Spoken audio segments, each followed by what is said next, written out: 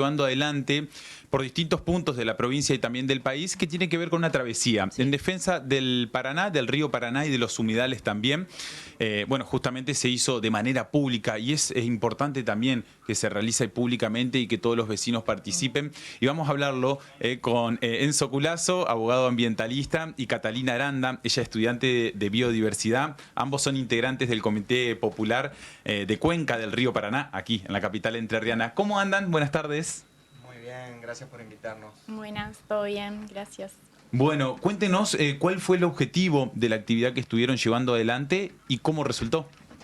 Bueno, la actividad del sábado pasado fue el arribo de la travesía Remar Contracorriente a la ciudad de Paraná, que en realidad es una travesía que comenzó el año pasado en la campaña esta Remar Contracorriente por el agua, la vida y la soberanía, y este año se replicó y va recorriendo localidades costeras a lo largo del Paraná, desde Chaco hasta Rosario. Y bueno, el sábado fue en Paraná, el domingo en Santa Fe, así que bueno, fuimos sede acá en Paraná y la idea era esa, de que participe la población para dar a conocer todas las cuestiones que tienen que ver con esto, el cuidado del agua, ¿no? ¿Qué devolución tienen de la gente? ¿Conocen de la problemática, de lo que se quiere concientizar? Y hay de todo, o sea, el agua es un bien común, ¿no? Un derecho humano, por eso también es tan complejo la travesía, y no es solo la travesía, sino que hay toda una red de organizaciones, personas, actores, localidades y actividades también, porque además de la travesía, se han conformado comités de cuenca. También históricamente la travesía nace el año pasado como recuperando un poco lo que fue otra travesía en el año 96, cuando se quería hacer una represa en el río, en el Paraná Medio, y hubo dos pescadores que se largaron en canoa para dar a conocer. Entonces de ahí se inspira. Entonces hay gente que conoce, gente que se acuerda de ese momento, gente, o sea, abarca todas las generaciones. Pero bueno, lo importante es eso, como poner el mensaje al alcance de todas las personas, porque lo que sucede es que a nivel, digamos, institucional del gobierno no hay transparencia en la información. Entonces, bueno, es como eso uno de los principales objetivos, como ponerlo al alcance de todas las personas, porque el agua es algo que vital para toda la vida, ¿no? Eso es fundamental, Sí. que haya transparencia también y que los organismos competentes lleven adelante ese trabajo, porque es necesario. Enzo, ustedes integran el Comité Popular de Cuenca del Río Paraná. ¿Cuál es el trabajo que realizan el comité y por qué la importancia también? Bien, primero decir que constituimos este comité que en realidad lo establece la Ley de Aguas Nacional, que ordena que todas las cuencas, sobre todo las que se comparten entre provincias, tengan que constituir comités, que es un lugar donde todo lo que sucede sobre el río se pone ahí sobre la mesa y que tiene que tener la participación ciudadana como uno de los ejes. Como no se ha constituido el comité del río Paraná, el mayor río de Argentina no tiene su comité de cuenca, lo estamos haciendo de manera popular, ¿no? Desde la ciudadanía. Y bueno, yo creo que una de las herramientas más fuertes es esta, el acceso a la información. Ahí en el comité, bueno, comentamos cuáles son las preocupaciones que tenemos sobre el río, cómo lo vemos, qué proyecciones hay. Y también ponemos a disposición información, bueno, nos damos debates y también pensamos acciones posibles. Lo que sí tenemos claro es que cuando nosotros hablamos de agua, la gente se suma, porque ahí entiende que en el agua hay un común denominador de toda la vida y de que en definitiva, bueno, también son los mates que nos tomamos todos los días. Esa canilla que abrimos es agua del río Paraná. Entonces, cuando logramos conectar que el río Paraná es el agua que tomamos todos los días y que si el agua del río Paraná baja su calidad por determinados motivos, también baja la calidad del agua que nosotros tomamos. Llegando al punto de que hubo ciudades como Victoria que tuvieron el riesgo de quedarse sin suministro de agua potable porque ellos están del lado de adentro del humedal, no están sobre el cauce principal del río. Entonces, cuando el río bajó tanto y se siguió dragando, o sea, profundizando aún más el cauce, gran parte de los humedales se secaron. Claro. Y junto con ello, no solo quedaron a punto de quedarse sin agua, sino que también vimos las intensas quemas, ¿no? Entonces vemos cómo es multicausal, hay varios problemas que están conectados, pero que tienen a nuestro río Paraná como un eje vertebral y que también pensamos todo lo que sucedió históricamente en nuestro país para que seamos lo que seamos un país federal, ¿no? Democrático y soberano, y que muchas de esas disputas se dieron sobre el río Paraná y claramente fue delineando nuestra idiosincrasia, nuestra historia y nuestra identidad como habitantes de esta costa. ¿En algún momento fueron convocados por autoridades de algún ámbito? No, nunca. En realidad lo que hacemos es pedir la información. Claro, pero a partir de, corregime vos Enzo, pero a partir de la remada del año pasado también nos fuimos enterando de, bueno, esto, accediendo a información y sucedió lo de la audiencia pública, que ahí se anotaron alrededor de 300 personas en una audiencia así online y bueno, duró un montón de horas y entonces a partir de eso también cambió el proceso, ¿no? Claro, sí.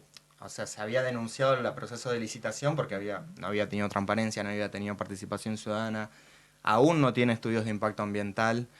Bueno, se hizo esta audiencia, de los 300 que participamos, quizás solo 9 personas estaban a favor de que el dragado se haga a esa profundidad y avanzando sin tener estudio de impacto ambiental. El resto de la ciudadanía estaba en contra de que eso suceda porque se entiende los impactos que puede tener, pero sobre todo el desconocimiento que hay sobre lo que puede pasar. ¿Qué es lo que buscan con este proyecto de la hidrovía, Enzo?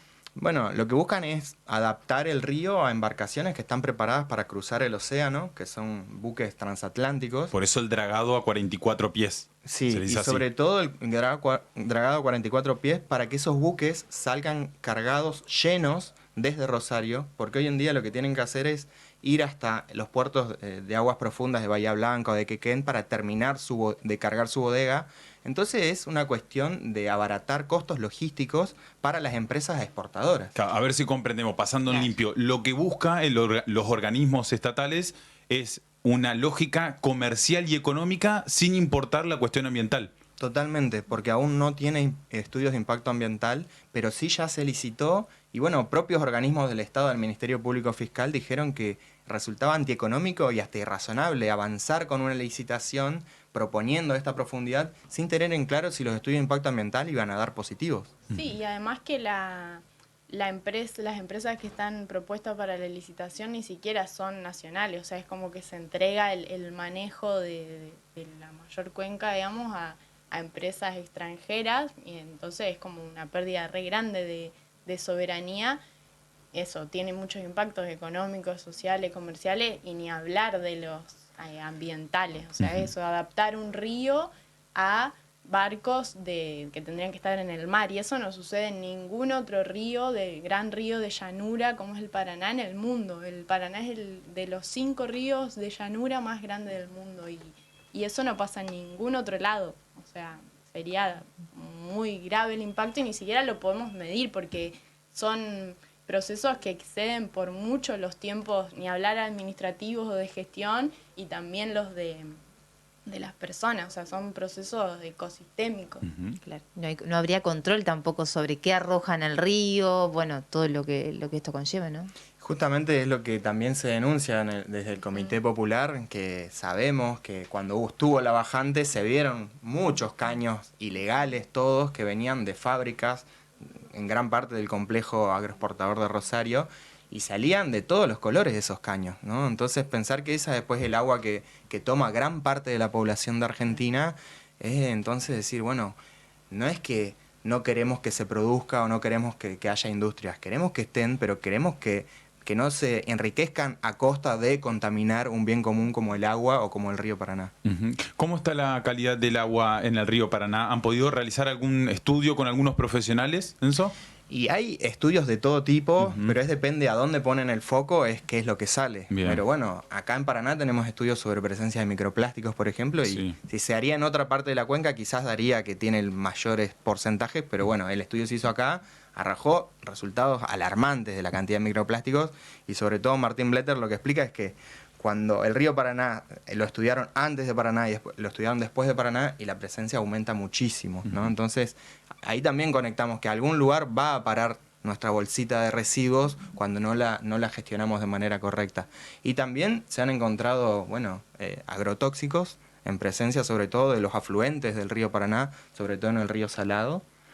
Y se han encontrado también residuos de agrotóxicos en los barros y bueno, y en el agua superficial. Sí, que eso también es algo que nos preocupa porque con esto de aumentar el calado del río, o sea, la profundidad, todo eso que se saca es sedimento, es barro del lecho del río que es donde más se concentran estos agrotóxicos, y eso es como que removería un montón porque una función re importante de los humedales y del río y de las plantas que lo habitan y los animales y el mismo barro es filtrar todo eso, porque pareciera que el agua siempre está bien porque tenemos un agua de una calidad enorme, más allá de todo lo que la contaminamos, y eso es gracias al trabajo de filtrado que hacen estos ecosistemas, pero si eso se remueve y se saca, no desaparece, va a parar a algún lugar, entonces la concentración de tóxicos en el agua que vamos a tomar sería mucho mayor, digamos, al alterar ese proceso de filtrado. Eso también influye en la calidad de nuestra salud.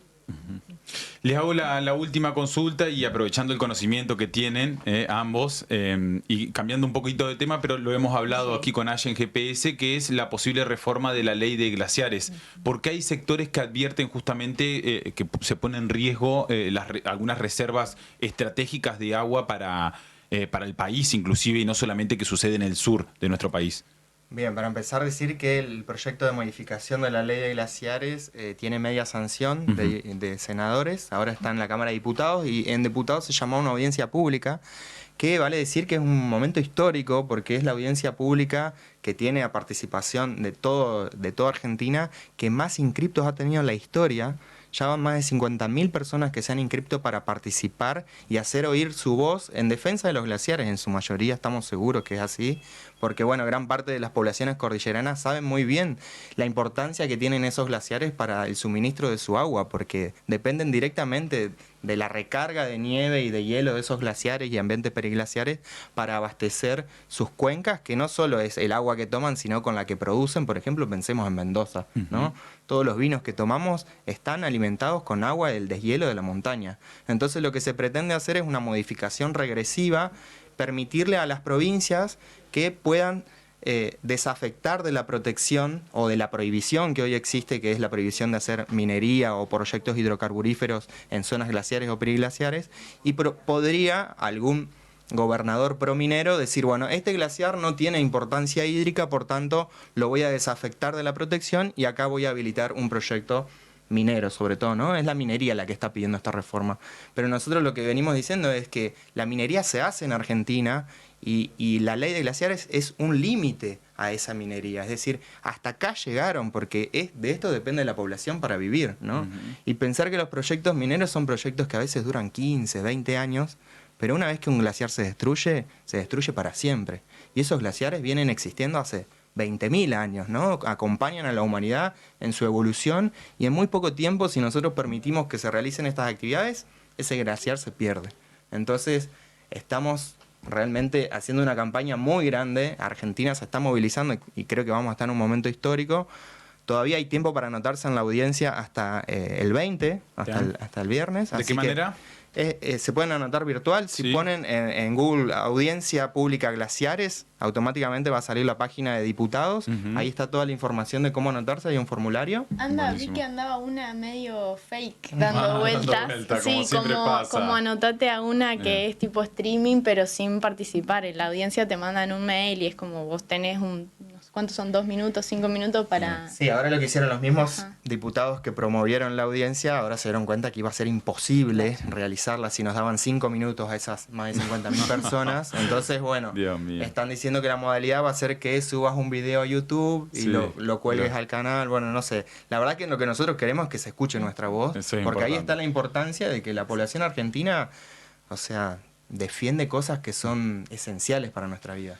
Cata y Enzo, gracias por la visita. Cuenten con nosotros para visibilizar cada una de las actividades que consideramos importantes también. Bueno, gracias. Y ahora el 21 llega la travesía a Rosario, que es donde termina. Continúa. Ahí. Continúa. Sí. Muy bien. Gracias, Enzo. Muchas gracias a ustedes. Muy amable. 18